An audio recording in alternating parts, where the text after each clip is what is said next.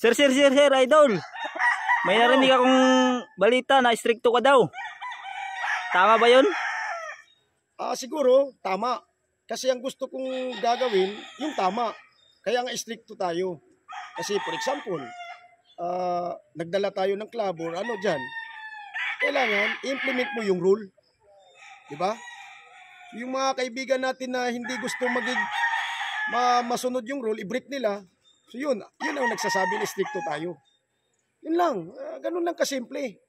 Kung ayaw na nila magkaibigan sa akin, hindi naman sasakit ang tiyan ko. Ito number one. Isa lang ang makakatulong sa atin. Kahit wala akong kaibigan, kahit kunti lang akong kaibigan. Pamilya lang pag magka-problema tayo. Seldom lang po talaga mangyari ang kaibigan na magtutulungan. Yun lang. Meron na akong kaibigan dyan.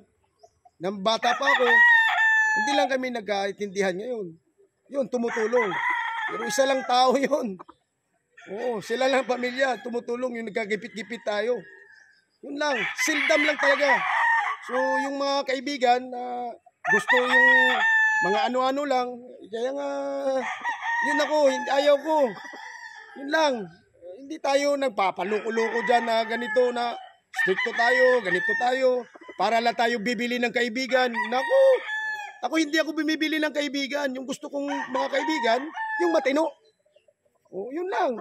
Pag nagdala tayo ng role, sinasabi nila na stricto tayo, alangan. Kasi ginagawa natin yung rules natin. Yung rule na kung ano dapat gagawin. Yun lang.